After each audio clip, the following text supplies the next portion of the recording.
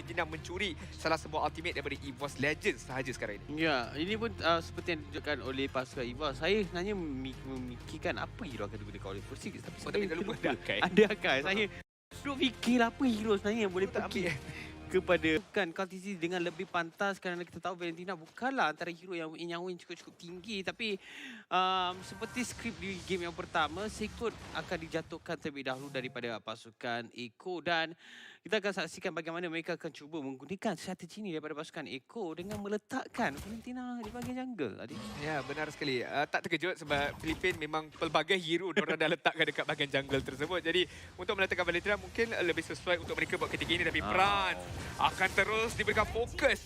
Dua ahli pasukan yang melakukan rotasi iaitu Yawi dan juga Curtains membenarkan Benny Cutie mendapatkan kill yang kedua. Ya, sementara itu di bahagian atas kita dapat saksikan bagaimana Kaltizi berjaya untuk mengambil heavy spin. So basically dia pun menggunakan Akai sebagai jungle dekat sini yang akan memberikan sedikit kekacauan kepada First Six untuk tidak memberikan beliau ruang untuk bergerak dengan lebih bebas berbanding di game yang pertama sebentar tadi. Ya, benar sekali kita lihat sekarang ini pada minit yang kedua pasukan Eco Cage yang ada kenikmatan di fasa early game ini, tapi itulah bukan penghabisan penceritaan untuk game yang kedua. Kita lihat kawasan turtle ini telah diduduki oleh kedua-dua ahli pasukan. Real World Manipulation telah dibuka, terus saja diberhentikan oleh Yawi sebentar tadi. Begitu baik sekali dan Feather Airstrike yang telah dibuka menghalang ahli-ahli pasukan EVOS Legends daripada memberikan saingan ke atas turtle yang pertama. Ya, nampaknya apa yang dipredik oleh Adin tidak menjadi kenyataan. Agak senang sebenarnya pasukan daripada Eco untuk melarikan diri apabila pasukan EVOS cuba untuk melakukan serangan. Dan lagi-lagi apabila mereka berjaya mendapatkan turtle pertama, Benny Cutie nampaknya beliau berjaya untuk mengumpul seberapa banyak damage yang boleh untuk berikan tekanan terhadap Melissa yang digunakan oleh Brans di bahagian atas. Dua berbalas kosong di minit yang kedua, 1,000 yang membezakan di antara kedua-dua pasukan game yang kedua di antara Eco dan juga EVOS. Ya, pujian harus saya berikan kepada pasukan Eco sebenarnya. Mereka faham, mereka sedar yang kekuatan mereka di fasa early game ini yang mereka gunakannya dengan sangat-sangat baik sekali. Apabila adanya wall charge, apabila adanya Kaltizi punya damage output dia, tak kisahlah apa ultimate pun dicuri, boleh memberikan kesinambungan teamfight ke atas Yawi yang bakal menggunakan wall charge untuk melakukan setup yang baik. Tapi kita lihat sekarang ini, Feather Strike telah dibuka memberikan sedikit sebanyak serangan ke atas Hijumi, terpaksa mengundurkan diri beliau terlebih dahulu. Ya, tapi di bahagian bawah, Sekot berhadapan dengan dua orang pemain cuba untuk jatuhkan Samford. Namun untuk nyawa dia sangat-sangat rendah. Adakah Kaltizi mampu untuk melarikan diri ataupun mengejar beliau? Masih lagi dalam operasi untuk mendapatkan pemain ini.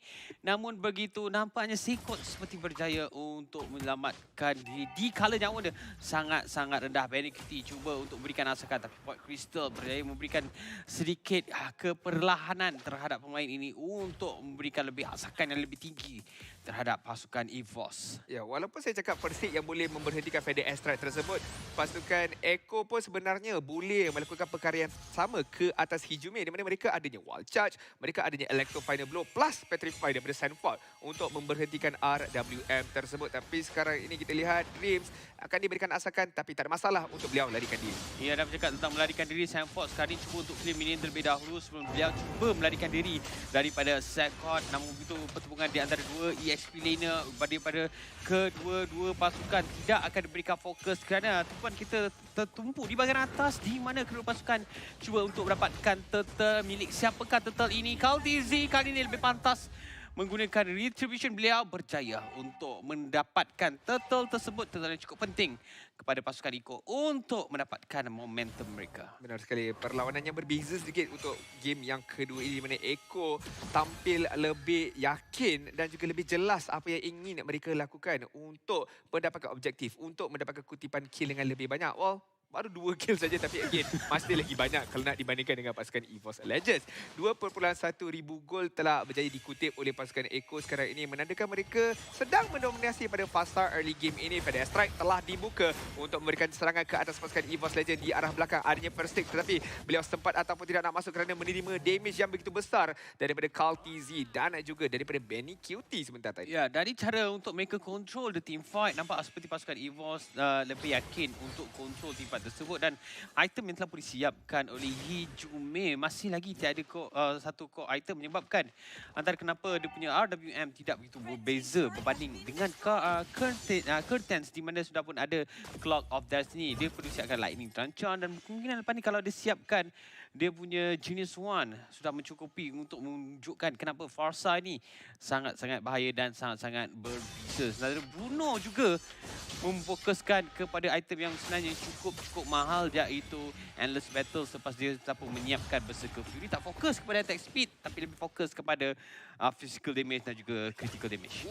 Di bahagian belakang Sanford gerakan yang berbahaya tetapi membuahkan hasil yang begitu besar sekali di mana dia tahu Hijume dah tak ada skill set untuk melarikan diri. Mudah saja dia menggunakan Electro Final Blow untuk mendapatkan kutipan kill yang ketiga buat pasukan Echo PH. Berbalik pada apa yang awak cakap pasal Ben QT, lebih bijak sebenarnya dia melengkapkan Endless Battle tersebut kerana adanya pelbagai stats yang diberikan kepada beliau. Dengan adanya Weapon Master juga akan menambahkan keseluruhan physical damage. Tapi sekarang ni, Sekots yang akan dikejar. Pendek Strike telah dilepaskan tapi masih lagi sempat untuk melarikan diri. Namun begitu berjumpa pula dengan Carl TZ. Mudah saja beliau dihantar pulang ke arah rumahnya sendiri. Ya, dengan kehilangan Sekot sekarang ni, pasukan Eko boleh menggunakan kelebihan dengan bermain dengan 5 orang berbanding Evolve 4 orang untuk mendapatkan turtle buat kali yang kedua ataupun yang kali ketiga. Tapi kita dapat saksikan Heavy Spin tu saja dikeluarkan oleh KTZ. Lepas berjaya untuk mencuri daripada Persik. Tapi mampukah beliau untuk dapatkan kill? Terus saja menggunakan Guardian Wing untuk melarikan diri. Persik nyawa sangat-sangat rendah. Pedastra juga telah dilepaskan oleh Curtains untuk pastikan tiada sebarang pemain daripada pasukan Evolve cuba untuk mendekatkan diri dengan turtle yang telah pun berjaya dimiliki oleh pasukan Eko.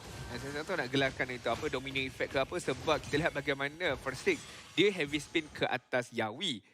Lepas tu First Six pula kena heavy spin oleh KTZ. So, dia macam dominate effect dekat kawasan tersebut dan tiada sesiapa pun telah dijatuhkan antara satu sama lain. Namun begitu, ganjaran yang lebih besar telah didapatkan oleh Eko kerana mereka yang berjaya untuk mendapatkan 3 turtle serta merta ataupun berturut-turut buat ketika ini dengan tanpa melengahkan masa. Kita lihat 4,000 gol juga telah dimiliki oleh mereka. Again, sebut pasal gol, sebut pasal duit. Jangan lupa tentang HSBC. Buka akaun melalui atas talian supaya anda berpeluang untuk mendapatkan wang tunai RM30 dan juga Dyson Air Purifier ataupun lebih dikenali sebagai Dyson Pure Cool Purifier. Buat ketika ini kita lihat pasukan Eko menggunakan conceal tapi tiada sebarang serangan yang dilakukan oleh mereka. Ya, dan dikala pasukan Evolve terpaksa bermain secara bertahan, kita lihat sekarang ni rotasi yang ditunjukkan oleh kedua pasukan sedikit beza. Kali KTZ ditugaskan untuk mencari di manakah kedudukan Sekot. Kita dapat saksikan bagaimana Sekot mempunyai nyawa yang cukup tinggi, terpaksa melarikan diri daripada KTZ, menunjukkan bagaimana item yang telah disiapkan oleh KTZ. Kalau ada itemization sebab ni, kita akan berikan fokus kepada KTZ. Kenapa? Damage yang dikeluarkan oleh beliau sangat-sangat besar. Namun betul ada satu serangan yang cuba dilakukan Dreams, dicari oleh Yawi dan juga KTZ. Ya, kita lihat bagaimana Brans dan juga Dreams terpaksa melarikan diri dan ini membuka ruang kepada pasukan Eko mendapatkan turret di bahagian bawah dan ingin mendapatkan turret yang sangat-sangat penting di bahagian tengah ini. Namun begitu, pasukan EVOS Legends masih lagi cuba sedaya upaya mereka untuk mempertahankan turret yang sangat-sangat bernilai ini. Tetapi tidak cukup sekadar memberikan pertahanan.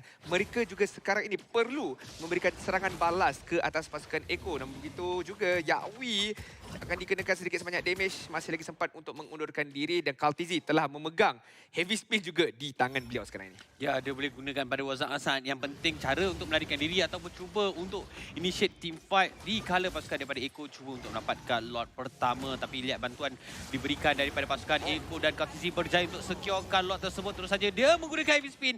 Malah First Six pun juga menggunakan heavy spin untuk kedua pemain ini melarikan diri. Kita lihat sekarang ni Sanford hampir terperangkap dengan Go Uwe yang telah dikeluarkan oleh Brans. Namun begitu Sanford dengan begitu lincah eye for an eye digunakan pakai untuk melarikan dirinya terlebih dahulu.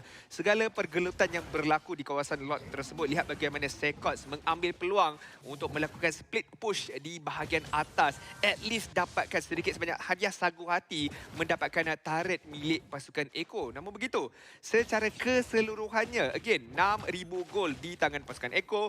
Lot yang pertama telah muncul di bahagian bawah. Boleh digunakan pakai untuk pasukan Eko mendapatkan turret yang seterusnya. Saya tak tahu berapa lama EVOS boleh bertahan untuk menghalang pemain-pemain pasukan Eko untuk menjatuhkan turret di bahagian tengah. Memandangkan 2 unit turret milik pasukan mereka di bahagian side lane berjaya dijatuhkan. Dan di bahagian tengah, outer turret sekarang ni mungkin akan diberikan asakan, tetapi Yawi sebentar tadi berjaya untuk memukau pergerakan-pergerakan yang ditunjukkan oleh pasukan EVOS Legend. Dan kita dapat saksikan bagaimana real world manipulation terpaksa dibentangkan untuk memperlahankan pergerakan-pergerakan agresif yang ditunjukkan oleh Eko. Sanford akan dikejar, tapi again sangat-sangat lincah anak muda ini, namun begitu sepandai-pandai tupai melompat, akhirnya tumpas ke tanah Land of Dawn. Juga Sanford telah dikorbankan sebentar tadi. Kill yang pertama sebenarnya untuk pasukan EVOS Legend, tetapi lihatlah akibatnya, kesemua outer turret kecuali di bahagian atas telah ditumbangkan. Namun begitu outer turret di bahagian atas ni tiup angin pun dah akan tumbang dah sebentar nanti. Ya, sekali lagi Kaltizi mencuri heavy spin daripada Frosik, dan kita akan dapat saksikan Benny QT dengan satu saja sepakan berjaya menjatuhkan turret. Kaltizi dia dah ada Oracle, dia dah ada buku biru, Enchanted Talisman. Buku biru bak kata pemain-pemain dekat rank. Jadi sebenar, dan juga Genius One, antara penyebab kenapa damage beliau setiap kali dia dash sangat-sangat besar dengan tak perlu pun mengumpulkan mana yang banyak dengan adanya Enchanted Talisman, dan dengan adanya bantuan Oracle ada sedikit defensive effect yang boleh diserap lagi-lagi apabila diserang oleh Sekots dekat sini. Berserker Fury, Windtalker dan juga Demon Hunter Sword telah dilengkapkan oleh Brans. Kalau kita nak bandingkan dengan Benny QT yang telah ada Blade of Despair, dengan adanya Alan's Battle Axe, Berserker Fury yang saya lebih tertumpu adalah Blade of Despair tersebut. Ia memberikan damage yang begitu besar, tapi tak dilupakan dengan Weapon Master, emblem pilihan Benny QT ini, menyebabkan damage dia sangat-sangat besar, sangat-sangat memukau pasukan EVOS Legends pada minit yang ke-12. Walaupun kita dah masuk minit ke-12, tapi kutipan kill kalau keseluruhan banyak, baru 5 je buat ketika ini. Ya, 4 dimiliki oleh Eko, setara 1 yang dimiliki oleh EVOS. Taklah begitu besar berbanding dengan game-game sebelumnya. Tapi apa yang perlu dilakukan, 6 turret milik pasukan EVOS berjaya dijatuhkan berbanding hanya 1 saja yang berjaya dilakukan oleh pasukan EVOS. Sementara Eko dalam masa untuk dapatkan lot yang seterusnya, ini merupakan 2 slot. Mereka akan sedikit berhati-hati serangan daripada Versik, namunnya sedikit gagal. Benny QT berjaya untuk menjatuhkan Versik. Tiadanya retribution daripada pasukan EVOS. Mungkin pasukan daripada Eko mampu untuk mendapatkan lot ini dengan lebih mudah apabila kehilangan the main damage. Bukan the main damage gila sebenarnya daripada pasukan EVOS, tapi antara kunci kemenangan pasukan EVOS tadi iaitu Versik yang berjaya dijatuhkan. Ya, kita lihat bagaimana pasukan Eko tidak berhenti dekat situ sahaja. Brans akan dikorbankan dengan Feather Astrike yang telah dibuka oleh Curtain sebentar tadi. Inilah momennya awak tertanya, di mana sebegitu lama ke EVOS Legend boleh bertahan nampaknya sampai 13 minit sekarang ini. Sanford Electro Final Blow telah dibuka demi clearkan minit, juga mendapatkan pasukan pihak lawan sebentar tadi. Inhibitor turret di bahagian tengah telah ditumbangkan. Lot bakal muncul di bahagian bawah sebentar saja lagi. Kita tak boleh nak underestimate bagaimana Valentina bermain di bahagian jungler. Kaltizi menunjukkan segala-galanya mampu untuk dilakukan. Lihat bagaimana pergerakan yang dilakukan oleh beliau berada di bahagian hadapan. Cuba untuk menurunkan seberapa banyak nyawa-nyawa pemain daripada pasukan EVOS, dan Lot masih lagi gagal berdiri tapi tidak memberikan fokus terhadap Crystal. Berjaya dihalang oleh Guardian Barrier, dilepaskan oleh Yawi bersama-sama dengan Fade Astrike. Sekot nyawa sangat-sangat rendah, wajah juga telah dilepaskan tapi masih lagi mempunyai Guardian Wing. Thanks to Dreams, beliau mampu untuk menyelamatkan diri, tetapi itu tidak bermakna mereka punya immediate turret mampu untuk diselamatkan. Ya, benar sekali. EVOS Legend cuba sedaya upaya untuk clearkan minion mereka, sama ada di bahagian atas, tengah pun di bahagian bawah. Berjaya untuk dilaksanakan oleh mereka, tetapi kita lihat bagaimana damage itu pun telah dilaksanakan oleh pasukan Eko sepenuhnya. 11,000 telah dimiliki oleh mereka sekarang ini pada minit ke-14. 6 kill berbalas dengan 1. Ini adalah satu dominasi yang cukup besar daripada pasukan Eko PH. Lihatlah daripada kutipan gol. Top 3 ataupun 3 yang pertama, semuanya ahli pasukan Eko. Benny QT, Sanford dan juga Kaltizi. Yang kita persoalkan, Valentina Jungle mampu ke tidak memberikan impak yang besar, sudah semestinya apabila di tangan Kaltizi. Ya, lagi satu bagaimana Benny QT menggunakan Bruno masih lagi belum tertewas. Yalah, Eko EVOS pun ada 1 kill. Jadi antara penyebab kenapa Eko mereka boleh bergerak, tak kisah sama ada mereka nak bergerak secara berkumpulan ataupun mereka decide untuk melakukan split pushing. Sebab sekarang ni dari segi cara mereka bergerak melakukan rotasi, bagaimana Kaltizi yang lebih suka untuk bergerak secara bersendirian menyebabkan kenapa damage beliau sangat-sangat tinggi. Ya, kita lihat bagaimana pasukan EVOS Legend pun nak tangkap BNQT adalah satu perkara. Nak pastikan dia tak boleh lari pun adalah perkara yang kedua. Dengan harapan Fair Six yang boleh menangkapnya dengan menggunakan heavy spin. Tapi lihatlah, kedudukan BNQT sentiasa akan duduk di bahagian belakang. Belakang siapa? Grok yang sentiasa akan ada Guardian's Barrier, akan adanya Wild Charge yang memberikan sedikit sebanyak perlindungan. Tak dilupakan kepada Feather Airstrike yang boleh dibuka oleh Curtains. Jadi, saya bila lihat macam tak ada orang yang boleh selamatkan dia. Namun begitu, dia lebih kepada menghalang pasukan EVOS Legend daripada masuk ke kawasan BNQT. Lot yang seterusnya telah dihidupkan.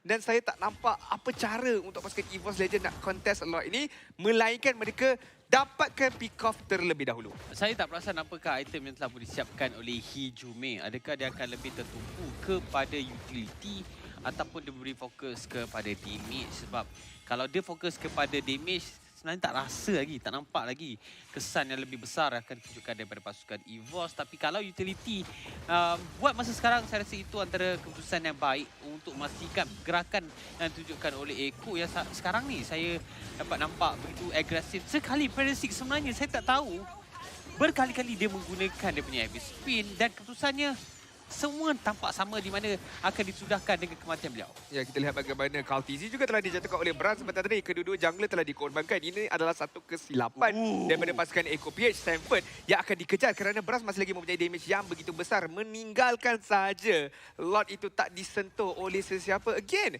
pasukan Echo PH dah jatuhkan First Six. Apa yang mereka harus lakukan adalah back off, dapatkan Lord dan cuba mengakhirkan perlawanan ini. Tetapi mungkin nafsu mereka ingin mendapatkan kutipan kill dengan lebih banyak menyebabkan mereka korbankan BNQT. Mereka korbankan Kaltizi yang sangat-sangat penting di dalam pengambilan Lord ini. Alright, di game yang pertama, EVOS terpaksa mengorbankan Seconds. Adakah kali ini mereka akan terpaksa menggunakan Persik sebagai kambing hitam? Tapi sebenarnya kalau itulah strategi mereka, sangat-sangat berisiko memandangkan Persik yang memegang retribution, tapi Persik tak pun muncul.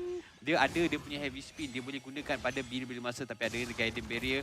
Yawi juga mempunyai wild charge. Jadi kedua-dua pasukan ataupun kedua-dua pemain daripada kedua pasukan kena harus berhati-hati kerana banyak ultimate yang masih available buat masa sekarang. Ya, bukan itu saja, EVOS Legend juga kena ada map awareness yang tinggi kerana Echo PH boleh melakukan split pushing di bahagian bawah tersebut. Lihatlah keberadaan ahli-ahli pasukan Echo sekarang ini memberikan fokus ke atas Sekos. Bruno ataupun BNQT akan melakukan pushing di bahagian bawah. Perlu berhati-hati sekarang ni. Lord akan dimiliki oleh Yawi sebenarnya. Tanpa ada sebarang retribution berjaya untuk didapatkan. Tapi lihatlah, BNQT melakukan split pushing di bahagian bawah. Flicker telah digunakan pakai. Tendangan demi tendangan ke atas kristal ini. Dan pasukan Echo PH